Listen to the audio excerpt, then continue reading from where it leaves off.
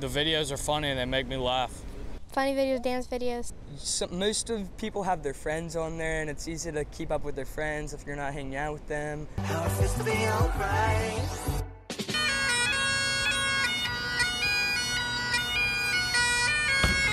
This guy goes right in there. Good to close.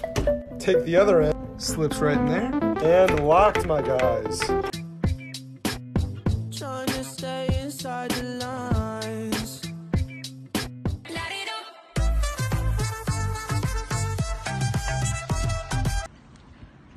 You laugh.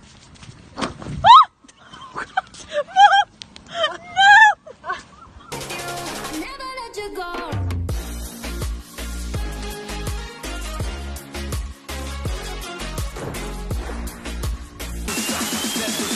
Never stop the wave. There's always kind of that fun side of an app that consumers see, and then there's the back end side of the app, which is technology and anytime you download anything on your phone, you're giving it access. The only question is how much access. Historically, what we found is that there are apps that they've later discovered have bugs or little loopholes that allow that app access to a lot more than just what's on the app. So it might be that they have access to their location at all time. They have access to, and most people don't read terms of services, and so sometimes that's explicit. The app is telling you what they're looking for, and other times, sometimes it's an error, right? It's a mistake, but either way, they're collecting all this data. What other apps are you using? What are you searching for? And this data is very valuable, obviously, for multiple reasons, right? From everything from shopping and commerce to elections. Issues of data privacy are actually more, not so much where it's coming from, but where it's going to. And what I mean by that is you look at the EU, they've been a lot more sensitive to privacy issues than the US has, for example, right? Regardless of where the app stems from. So I think that's something to consider too is, how sensitive are people within a certain country, within a certain geography to sharing their personal data, and how much do they really want to know, right, about what's being shared and how it's being used. It's extremely influential across the world, right? Here in the US, of course, it's been very popular.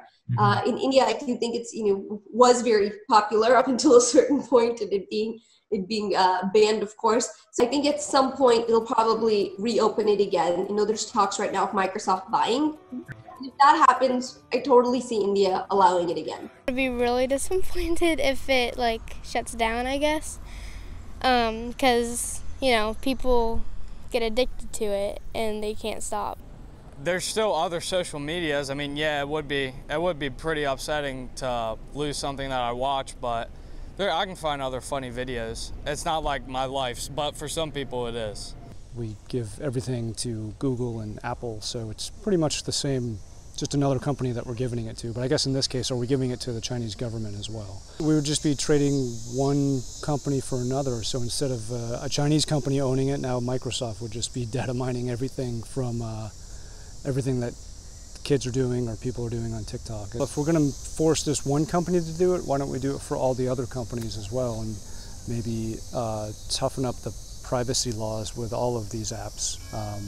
Not just with TikTok. By selling it to a domestic company, then we have less risk of us being spied on by other countries, and I think it's just a smart move.